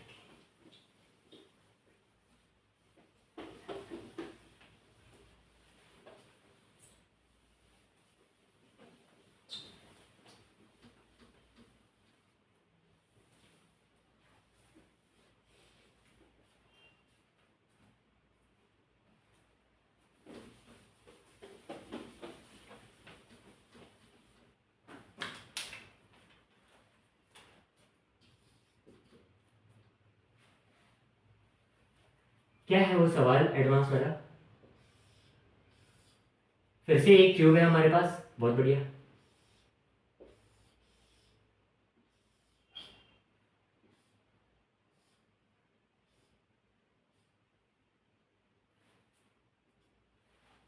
अभी क्या है, जो चार्ज है ना हमारा, वो एक कॉर्नर पे है, एकदम एक कोने पे, जहां पे ये देखना तीन फेसेस इंटरसेक्ट कर रहे हैं, यहाँ पे एकदम कोने में। पिछली बार इस साइड के बीच में था, अभी एकदम इस कोने में आ गया। अब निकालो फ्लक्स, अब निकालो फ्लक्स। बोले कैसे निकालेंगे फ्लक्स, ऐसे कैसे निकालें? सोचो, जब तक मैं सारे क्यूब्स को यहाँ पे लेके आऊँ, ताकि मैं इस चीज़ को विजुअलाइज करा पाऊँ, ठीक है? तब तक इसको सोचो।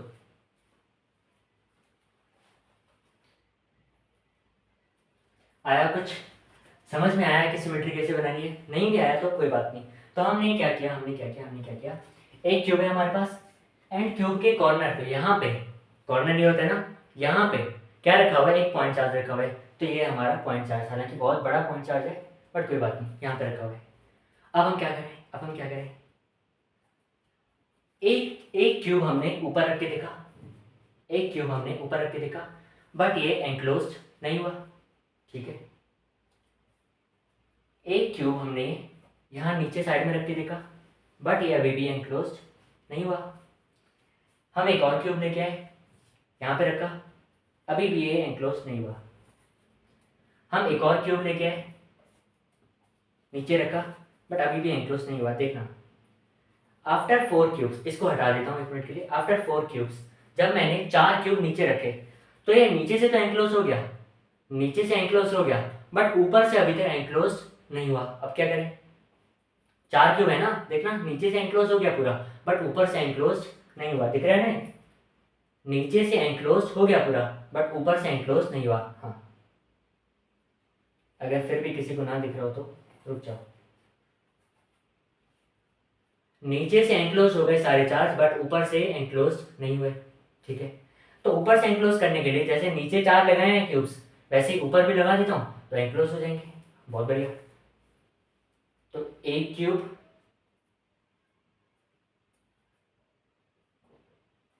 दो क्यूब, 3 क्यूब, एंड ये ओए 4 क्यूब। अब इनको मैं पकड़ूं कैसे?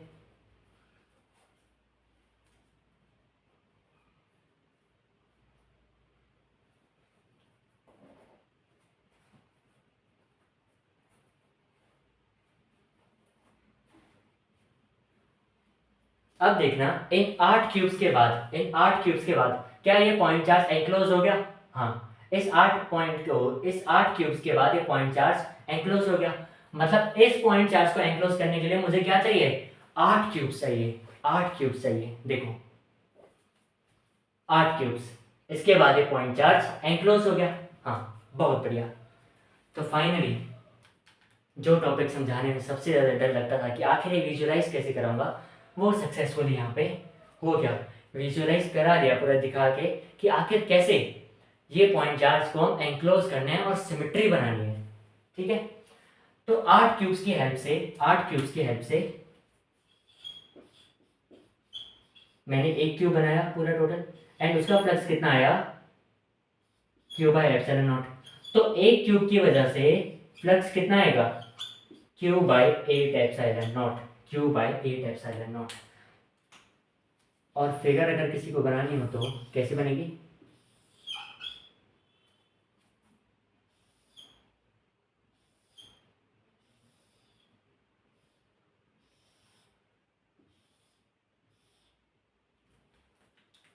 कुछ ऐसा था, ये ऐसा, ये ऐसा,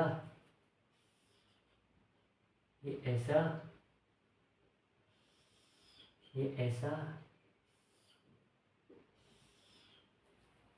तो ये क्या थे? 8 क्यूब से हमारे पास, जिसकी वजह से सिमेट्री बनी। Feel I? फील आ गई क्या इस कंसेप्ट की? है ना? क्या इस कंसेप्ट की फील आ गई? हाँ या ना? आ गई? बहुत बढ़िया। आगे बढ़े, मिटा दूं इसको? Okay okay okay okay.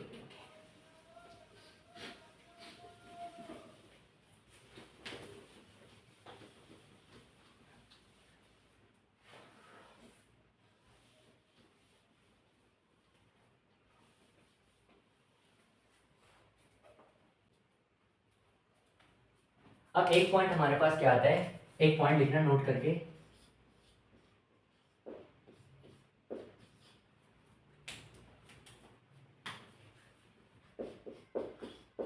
if a point charge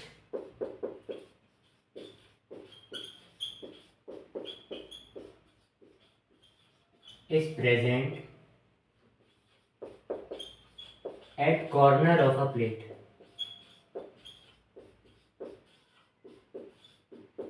then flux through it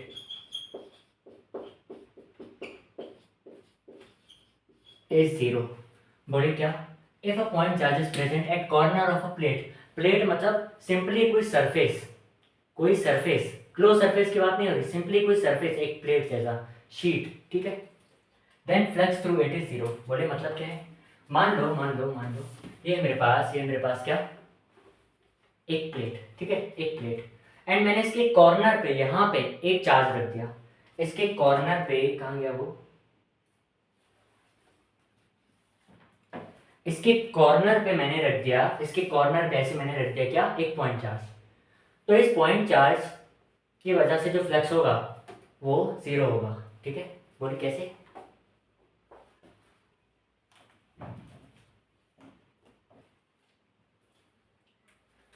तो ये है हमारी प्लेट एंड इसके कॉर्नर पे हमने रखा हुआ है क्यू चार्ज, बहुत बढ़िया। अब देखो, अगर मैं इस प्लेट को ऐसे साइड से देखूं तो क्या मुझे एक ऐसे सीधी लाइन दिखेगी, अरे भाई सीधा हो जा, तो क्या मुझे एक ऐसे सीधी लाइन दिखेगी, हाँ। तो मैं इसको साइड से ऐसे बना रहा हूँ कि ये प्लेट को मैं साइड से देख रहा हूँ तो मुझे एक सीधी लाइन की तरह दिख रही है, एंड इसके कॉर्नर पे क्या रखा हुआ है, क्यू चार्ज। तो अब देखो, कुछ फील्ड लाइंस ऊपर से पास कर गई, कुछ नीचे से, कुछ इधर से, तो कुछ इसके अंदर से ऐसे जा रही है ना, कुछ नीचे से पास कर गई, कुछ ऐसे, कोई भी फील्ड लाइन आर पार नहीं हुई। ये जो फील्ड लाइन है ये वाली, कुछ लोग कहेंगे कि ये जा रही है, बट ये तो इसके अंदर से ही जा रही है ना, ऐसा तो नहीं हुआ ना कि ये इसके ऐसे आर पार निकल जाए, ऐसा तो कुछ भी नहीं हुआ, ये तो इसके अंदर से ही जा रही है। मतलब फ्लक्स क्या होता है, जब भी कोई फील्ड लाइन आर पार कर जाए किसी सरफेस को, तो यहाँ पे आर पार वाली चीज तो हो ही नहीं रही, तो इसकी वजह से देखना जो भी फील्ड लाइंस निकलेंगी रेडियली आउटवर्ड, वो कोई भी इसको आर पार करके नहीं जाएंगी, तो इसी वजह से जो इसका फ्लक्स होगा वो जीरो होगा। अच्छा, दूसरा point, if a point charge is present on a surface,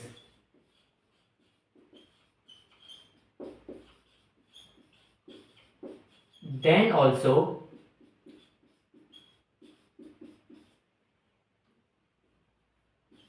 flux through surface will be zero. Then also flux through surface will be zero. ये है चार्ज शीट, ये चार्ज प्लेट। अब क्या बोला हुआ है कि ये जो पॉइंट चार्ज है इस सरफेस के ऊपर रखा हुआ है ना, इस सरफेस के ऊपर रखा हुआ है। अब अगर मैं इसको साइड से देखूं तो मुझे फिर से ऐसे लाइन जैसा दिखेगा कुछ, है ना। इस शीट को अगर मैं साइड से देखूं तो मुझे ऐसे कुछ लाइन दिखेगा। अब ये चार्ज कैसे रखा हुआ है, इसके ऊपर रखा हुआ है, मतलब अब ये शीट इतनी पतली होती है ना, यहाँ पे तो मुझे बना के मोटी दिखानी पड़ती है, बट ये इतनी पतली होती है ना कि जो चार्ज होगा ना वो इसके ऐसे होगा। अगर मैंने बोला है कि चार्ज इसके ऊपर रखा हुआ है तो वो ऐसे होगा, मतलब इसी शीट के अंदर ही अंदर कुछ चार्ज होगा, ऐसे जैसे एक बॉल है वो किसी शीट के अंदर या किसी प्लेट के अंदर ऐसे धसा हुआ है, वैसा कुछ, समझ रहे हो। तो ये जो चार्ज होगा ना वो कैसे बताऊं, जैसे एक समझना कि ये शीट है एंड इसके आर पार एक बॉल है, एंड इसके आर पार एक बॉल है, थोड़ी सी बॉल नीचे से दिख रही है, थोड़ी सी बॉल ऊपर से दिख रही है, एंड बाकी बॉल इसके अंदर ही अंदर है, समझ रहे हो ऐसे। इसका मतलब ये होता है कि कोई भी चार्ज इस शीट के अंदर है, इस शीट के ऊपर रखा हुआ है, क्योंकि शीट बहुत पतली होती है, मुझे यहाँ पे बना के इतनी दिखानी पड़ती है कि इतनी मोटी है, बट ये बहुत पतली होती है, ठीक है। अब एक क्यू चार्ज है तो कुछ फील्ड लाइन ऐसे गई, कुछ फील्ड लाइन ऐसे गई, कुछ ऊपर गई, कुछ नीचे गई, कुछ इधर गई, कुछ इधर गई, क्या कोई भी फील्ड लाइन इसको वो कर रही है, आर पार कर रही है? नहीं, ये तो इसके अंदर से जा रही है एंड ये तो इसके ऊपर से जा रही है। ये वाली सारी फील्ड लाइन इसके ऊपर से निकल जाएंगी, ये वाली सारी नीचे से निकल जाएंगी, कोई भी आर पार नहीं कर पाएगी। तो यहाँ पे भी जो फ्लक्स आएगा वो 0 आ जाएगा। क्या इतना आया? हाँ। अब बोले ये सब कुछ पढ़ा के रहे हो, ये सब कुछ इसीलिए पढ़ा रहा हूँ क्योंकि इसी कंसेप्ट के बेसिस पर एक सवाल आया था बहुत पहले किस में आया था? जेई एडवांस में। तो सवाल कर लें वो वाला। ठीक है भाई, इसको मिटा दो।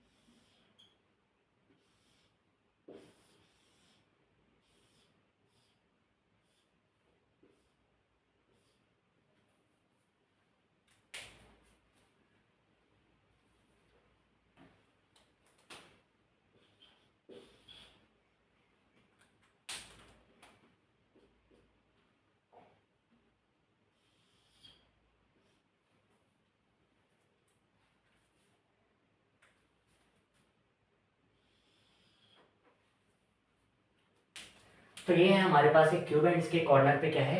एक पॉइंट चार्ज। ठीक है। अच्छा, इस क्यूब का ना कुछ नाम रख देते हैं। बोले नाम क्या? महेश, सुरेश, राकेश, कुछ भी नाम रख देंगे। अरे ऐसा नाम नहीं, मेरा मतलब था A B C D E F G H, ऐसा कुछ नाम। ठीक है। तो इन्होंने क्या बोला? फाइंड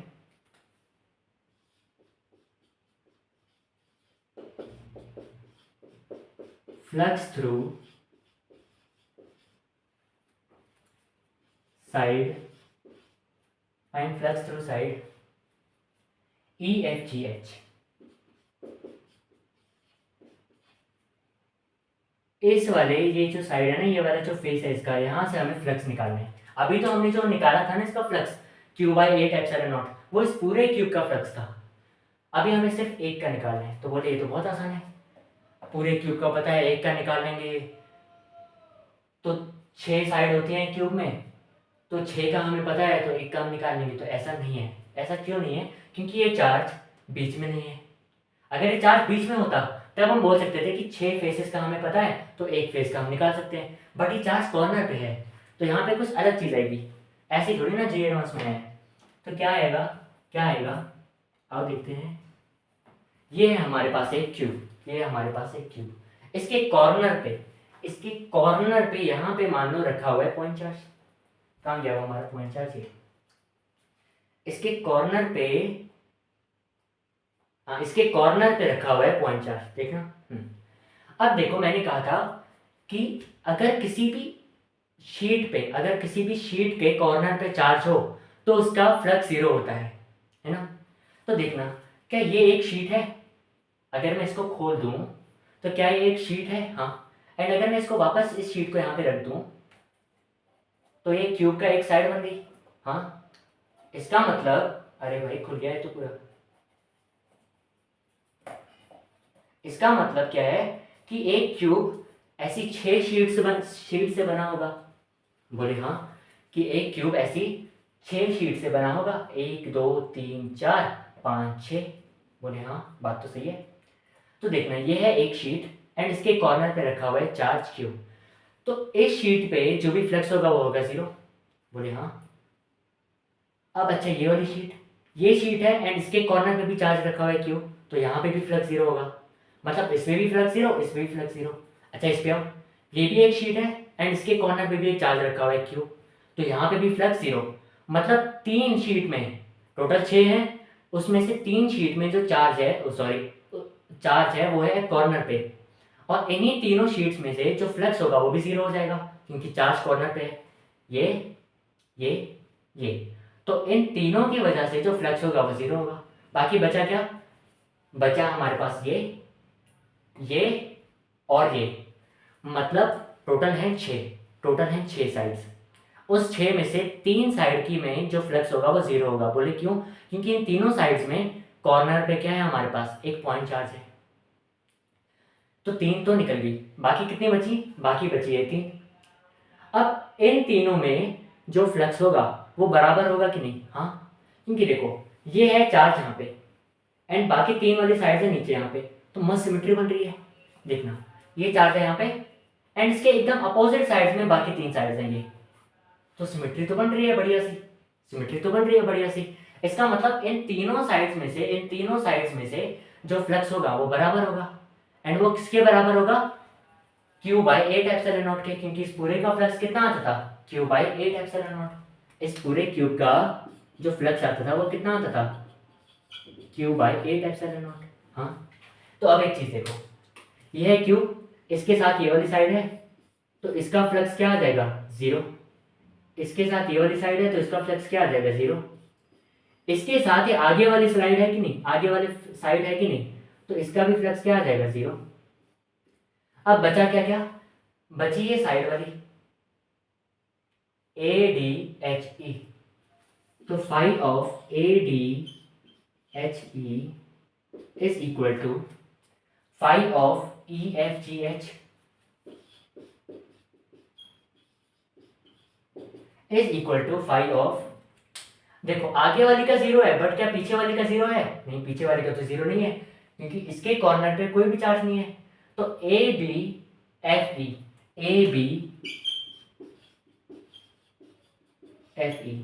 इन तीनों का फ्लक्स क्या होगा?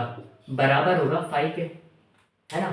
ये 3 जो शेडेड हैं वो कौन से हैं? जिसका फ्लक्स 0 है, जो मैंने अभी दिखाया है। बाकी जो 3 साइड्स बचे उनका फ्लक्स तो कुछ ना कुछ फाई होगा। हाँ, अब बाकी जो तीनों साइड्स हैं उन तीनों का जो फ्लक्स होगा वो बराबर होगा, तो टोटल फ्लक्स जो होगा वो 3 फाई हो जाएगा क्योंकि ये तीनों बराबर हैं। तो इसका फ्लक्स प्लस इसका फ्लक्स प्लस इसका फ्लक्स किसके बराबर होगा? इस क्यूब के फ्लक्स के बराबर। अरे यार देखो, 6 साइड्स हैं, इन 6 के 6 साइड्स का जो फ्लक्स है वो इतना है, बट इस 6 में से 3 साइड्स का तो 0 फ्लक्स है। हाँ, तो बची कितनी? 3 साइड्स, तो 3 साइड्स का फ्लक्स इतना है, वही तो लिखा हुआ है। तो एक साइड का फ्लक्स कितना आ जाएगा? Q by 24 epsilon not. अभी ये फाई किसके बराबर है? इसी के बराबर है और हमसे यही पूछा हुआ है। तो phi of EFGH is equal to कितना आया? Q by 24 epsilon naught. यही चीज आई थी जेई एडवांस में बहुत पहले, बहुत पहले। आ गया इतना? आ गया इतना? अगर ये चीज समझ में नहीं आई एक बार फिर से देख लेना, आराम से क्यूब को देख के समझने की कोशिश करना, ठीक है। एंड अगर एक और क्यूब हो तुम लोगों के पास, जैसे कोई रूबिक क्यूब होगा उसके साथ भी कर सकते हो, तो एक बार इस चीज को खुद विजुअलाइज करके देखना, ठीक है। मिटा दो इसको। Okay okay okay okay okay okay okay okay okay.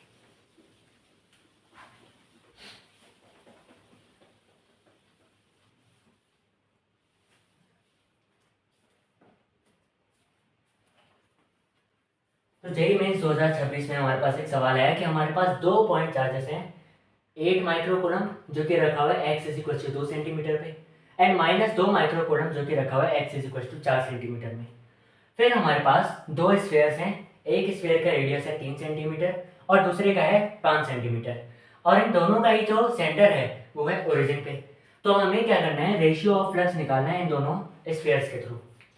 तो इतना अब लिखा हुआ है, x के कोऑर्डिनेट्स लिखे हुए हैं, ओरिजिन लिखा हुआ है, तो हमने एक एक्स वाई एक्सिस बना लेते हैं, ठीक है। ये एक्स एक्सिस, ये वाई एक्सिस, बहुत बढ़िया। एंड ये है ओरिजिन। 2 स्फीयर्स हैं, ठीक है। देखो x इज इक्वल टू एक बार 2 लिखा हुआ है, एक लिखा हुआ है x is equal to 3 centimetre, ठीक है। एक लिखा हुआ है 4 एंड एक लिखा हुआ है 5। बहुत बढ़िया। अब हमें क्या करना है? एक स्फीयर बनाना है जिसका रेडियस हो 3 सेंटीमीटर एंड उसका सेंटर हो ओरिजिन, तो ये है 0 ओरिजिन पे। तो एक तो हो गया ये स्फीयर, ठीक है, ये स्फीयर, इसका रेडियस कितना है? 3 सेंटीमीटर। एंड दूसरा स्फीयर क्या हो गया हमारे पास? 5 सेंटीमीटर का।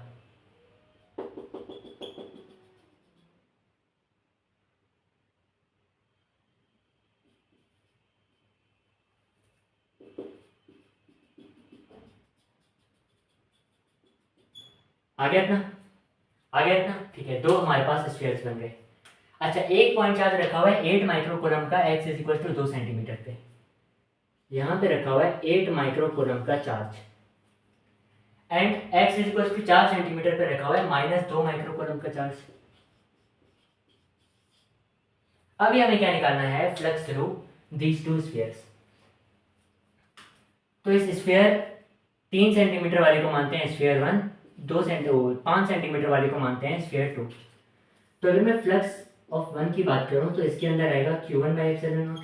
बहुत बढ़िया।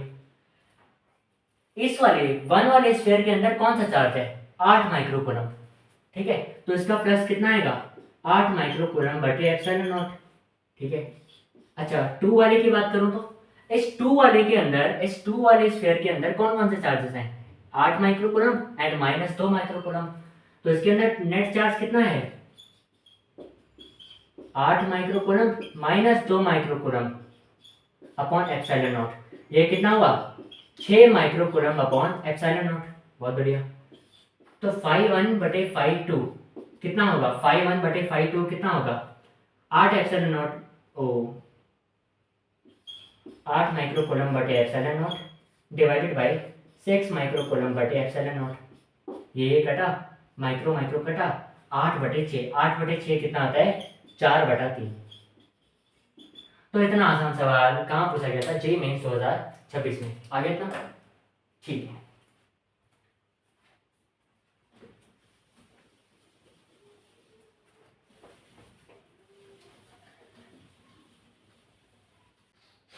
एक और सवाल जेईई मेंस 2026 का।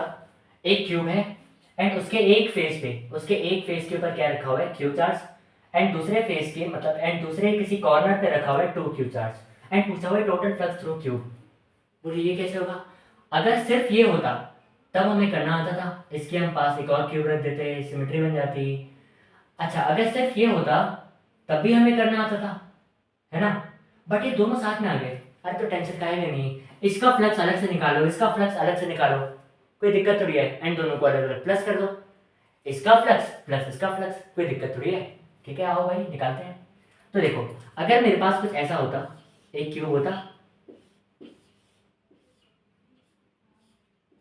है ना, एक क्यूब होता एंड इसके कॉर्नर पे रखा होता Q1 चार्ज, तो इसका फ्लक्स कितना आता क्यूब का, Q1/8ε0, है ना, ऐसा ही आता कुछ। बहुत बढ़िया, अभी हमने देखा ना ये, हाँ। अच्छा, अगर ऐसा होता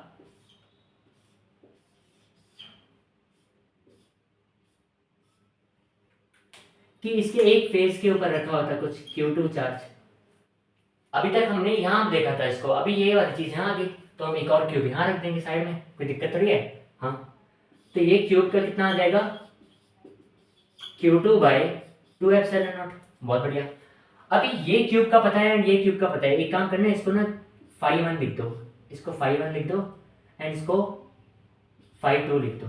तो टोटल कितना होगा, टोटल फ्लक्स कितना होगा, φ1 + φ2। देखो हमने क्या किया, इसका फ्लक्स अलग से निकाला एंड इसका फ्लक्स अलग से निकाला, हाँ यही किया ना हमने, हाँ।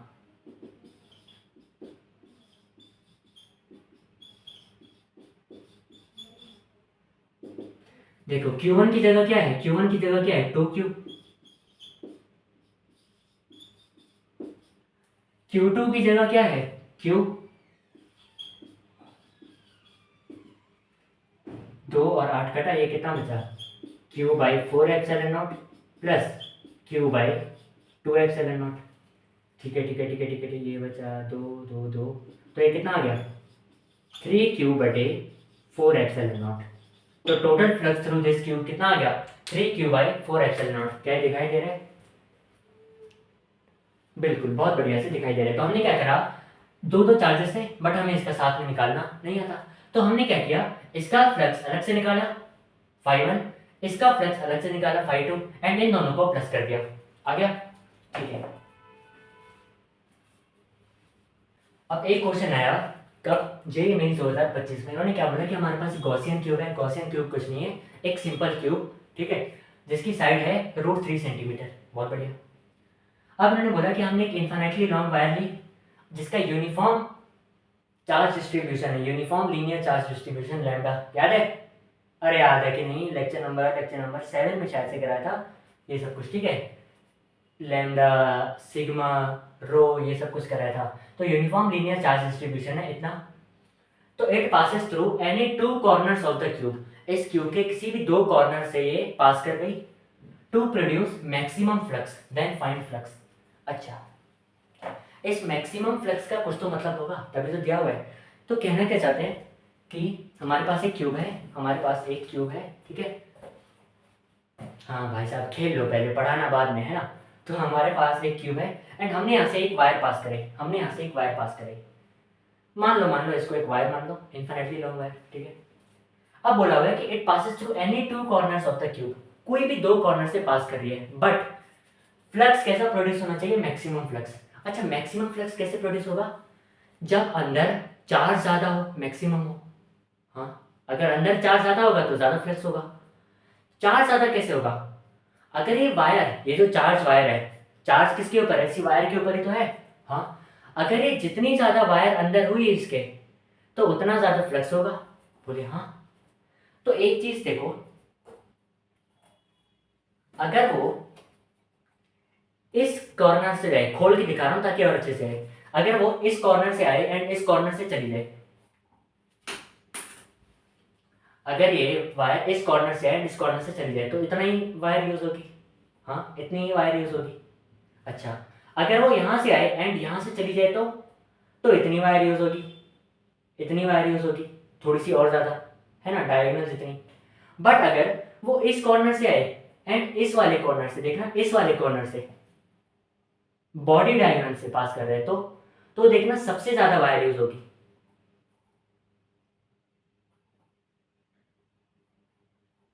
इतनी ज्यादा वायर यूज होगी, इतनी ज्यादा, देखना मेरी उंगली भी आ गई इसमें, इतनी ज्यादा वायर यूज होगी। मतलब अगर कोई भी चीज बॉडी डायगोनल से पास करे क्यूब में, क्योंकि यही सबसे लॉन्गेस्ट लेंथ होती है बॉडी डायगोनल, मतलब जैसे मान लो एक कमरा है क्यूब शेप का, ठीक है? तो उस साइड वाला कॉर्नर एंड इस साइड वाला कॉर्नर इतना, उस साइड वाला कॉर्नर एंड इस साइड वाला कॉर्नर, ये पूरी लेंथ, ये पूरी लेंथ, ठीक है? इसको अगर मैं बना के दिखाऊं तो ये है एक क्यूब,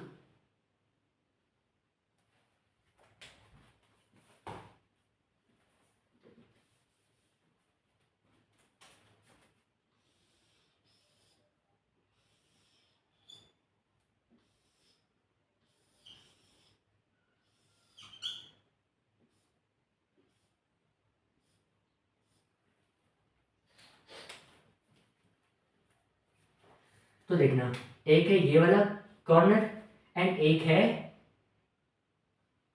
ये वाला कॉर्नर, देखना वो पीछे वाले साइड का है, ये आगे वाली साइड का है। तो ये जो लेंथ आएगी वो सबसे मैक्सिमम लेंथ होगी। हाँ, अप्रोक्सीमेटली यहीं पे, है ना? इतना आया? हाँ। अच्छा, इसकी लेंथ कितनी होती है? अगर इस क्यूब का साइड है ए तो इसकी लेंथ होती है बॉडी डायगोनल की a√3। ये क्या है? बॉडी डायगोनल, ठीक है? अच्छा, हमें पता है कि जो लैम्डा होता है वो होता है चार्ज बटे लेंथ। तो जो चार्ज आएगा टोटल अंदर वो आएगा लैम्डा इंटू एल।